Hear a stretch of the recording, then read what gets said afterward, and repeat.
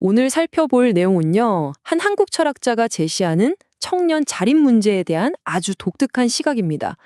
요즘 많이들 이야기하는 캥거루족 있잖아요. 이 현상을 경제 문제가 아니라 자연의 법칙이라는 틀로 설명하는데 이게 정말 흥미롭습니다. 자, 바로 이 질문에서부터 한번 시작해보죠. 요즘 젊은이들이 왜 이렇게 독립하기 힘들어할까요? 이게 그냥 개인의 나태함이나 사회 구조적인 문제, 이런 걸로만 볼 수 있을까요? 어쩌면 우리가 생각지도 못한 더 근본적인 어떤 원리가 그 뒤에 숨어 있는 건 아닐까요? 오늘 이야기는 바로 그 지점을 깊숙이 파고들어 봅니다. 이게 보시면 아시겠지만 단순히 청년 세대만의 문제가 아니에요. 청년들은 자립이 늦어지니까 당연히 사회적으로 더 불안해지고요. 부모님 세대는 어떻습니까? 자녀 양육 부담이 끝이 안 나니까 정작 본인들의 노후는 준비할 수가 없는 거죠. 양쪽 다 힘든 말 그대로 이중고를 겪고 있는 겁니다. 이 악순환 과연 어떻게 끊어낼 수 있을까요? 자, 그럼 이제 이 이야기의 핵심 철학으로 한번 들어가 볼게요. 그게 뭐냐면 우리 인생, 특히 젊은 시절을 사회 공부를 하는 기간으로 봐야 한다는 겁니다. 이거 정말 재밌는 생각 아닌가요? 우리가 회사에서 받는 돈이 그냥 월급이 아니라 사회 공부를 하라고 자연이 주는 경비라는 거예요.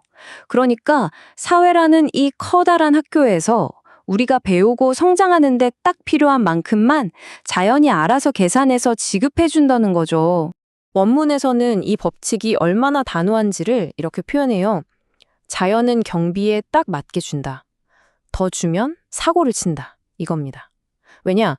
젊고 똑똑한 청년들 손에 분수에 넘치는 돈이 들어가면요. 그 돈으로 공부는 안 하고 다른 데 한눈 팔다가 사고 칠 확률이 높다는 거죠. 자연은 그걸 다 알고 있다는 뜻이에요. 근데 그렇다고 자연이 엄청 짠돌이라는 뜻은 아니에요. 여기 보세요. 이 자연의 경비 항목이 생각보다 되게 구체적입니다. 예를 들어 내 공부에 와인 지식이 필요하다? 그럼 와인 마실 돈을 주는 거고요. 품위를 지키기 위해 좋은 음식을 먹어야 한다? 그럼 그 비용도 대준다는 거죠. 시야를 넓히려고 해외에 나가야 하면 그 경비까지도요. 핵심은 딱 하나예요. 내 공부에 필요한 만큼만 준다. 이거죠. 자, 그럼 이 자연의 법칙을 실제 자녀 교육에는 어떻게 적용해야 할까요? 다음 파트에서는 부모님들을 위한 아주 명확한 나이대별 가이드라인을 한번 살펴보겠습니다. 이 타임라인이 정말 중요해요. 핵심은 뭐냐면 일방적으로 지시만 하던 관계에서 점차 협력하는 관계로 나아가야 한다는 겁니다. 보세요. 7살까지는 100% 부모가 이끌어주고요. 14살이 되면 30%는 아이와 의논을 시작하는 거죠. 그리고 21살이 되면 이제는 반대로 70%를 의논하는 거예요. 이렇게 서서히, 아주 서서히 책임감을 넘겨주는 겁니다. 그리고 가장 결정적인 전환점이 찾아옵니다. 바로 30살. 이 나이가 되면요, 부모와 자식의 관계가 완전히 근본적으로 바뀌어야만 합니다. 30이 된 자녀는 더 이상 내 새끼가 아니에요. 그냥 한 명의 독립된 사회인인 거죠. 이제는 가족이라는 울타리, 그 위계 질서에서 벗어나서요, 그냥 동등한 사회의 구성원으로서 서로 존중하고 모든 걸 합의해야 하는 관계로 바뀌어야 한다는 겁니다. 그래서 자료에서는 아주 단호하게 말해요. 내 말을 안 듣는 사회인, 즉 30 넘은 자식에게는 0.1%도 도와주면 안 된다고요. 그게 오히려 자식을 망치는 독이 되기 때문입니다.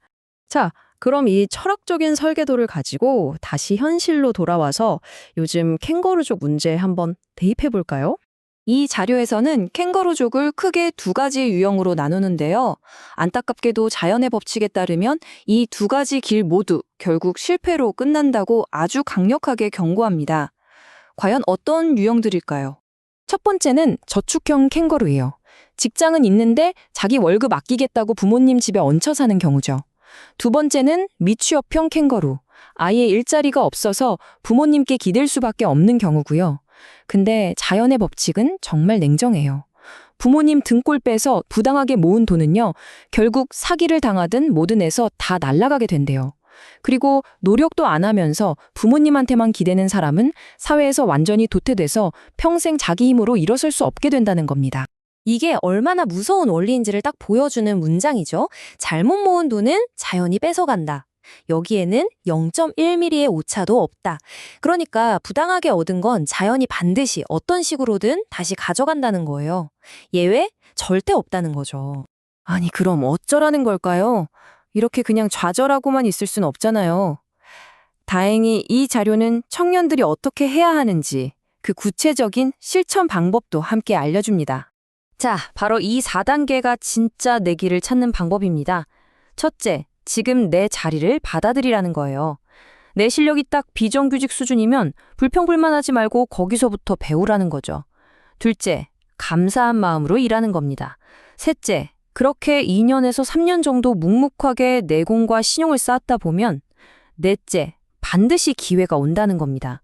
그게 회사 내에서 승진이든 아니면 다른 회사에서 오는 스카우트 제의든 어떤 형태로든 온다는 거죠. 그리고 여기서 승진이라는 개념을 완전히 새롭게 봐야 해요. 승진은 그냥 월급 올려주는 보상이 아니고요. 더 높은 레벨의 사회 공부를 할 수 있도록 주어지는 열쇠 같은 거라는 거죠. 더 큰 판에서 공부하라고 자연이 경비를 조금 더 얹어주는 것뿐이라는 겁니다. 자, 그럼 이제 마지막으로 우리가 이렇게 힘들게 공부하고 노력하는 궁극적인 목적이 대체 뭔지 그 미래에 대한 아주 희망적인 비전을 한번 들여다보겠습니다. 자료에서는 세대의 역할을 이렇게 설명해요. 우리 부모님 세대인 베이비붐 세대가 이 시대를 이끌어온 지도자였다면 그 아래 X세대는 후배였죠. 그런데 지금의 젊은 디지털 세대는 그냥 후배가 아니라 이 모든 걸 이어받을 자손이라는 겁니다. 단순한 후배를 넘어서 모든 유산을 물려받을 직계 자손이라는 아주 특별한 의미를 부여하는 거죠. 바로 그렇기 때문에 지금의 젊은이들은 그냥 한 개인이 아니라는 거예요. 이 나라의 보배이고 나아가 인류의 보물이라는 거죠. 그러니까 지금 겪는 어려움들은 더 큰 역할을 맡기 위한 준비운동 같은 거니까 절대 움츠러들지 말라는 아주 강력한 격려의 메시지입니다. 물론 현실적으로 어쩔 수 없이 부모님과 같이 살아야 하는 상황도 분명히 있겠죠. 그럴 땐 어떻게 해야 할까요? 여기에도 조언이 있습니다. 가장 중요한 건 마음가짐이에요. 그냥 받기만 하는 의존적인 관계가 아니라 나는 내가 잘하는 디지털 기술로 부모님을 도와드리고 또 부모님의 지혜는 내가 배우고 이렇게 서로 돕고 함께 성장하는 협력의 시간으로 만들라는 겁니다. 그러니까 너무 돈 문제, 집 문제, 이런 물질적인 거에 얽매여서 걱정하지 말라는 거예요. 지금은 내 실력, 내 내공을 갖추는 데만 집중할 때라는 거죠. 왜냐하면 세상이 여러분을 위해서 이미 엄청나게 큰 무대를 다 준비해놓고 기다리고 있으니까요. 네, 이 마지막 말이 참 감동적이죠. 우리는 지금 우리의 디지털 자손들이 미래에 빛나고 아름답게 살 수 있도록 그 환경을 만들고 있다. 앞선 세대가 지금 이렇게 노력하는 이유가 바로 다음 세대인 여러분들이 멋지게 날아오를 수 있는 판을 깔아주기 위해서라는 겁니다. 미래 세대에 대한 정말 깊은 믿음과 희망이 느껴지는 말입니다. 자, 오늘 이야기의 마무리는 이 질문으로 할까 합니다. 여러분의 삶은 지금 어떤 공부를 위해서 여러분을 준비시키고 있는 것 같으신가요? 지금 내가 겪고 있는 이 어려움, 내가 서 있는 이 자리가 과연 나를 어떤 더 큰 배움으로 이끌고 있는 걸까요? 한 번쯤 깊이 생각해 볼 만한 질문인 것 같습니다.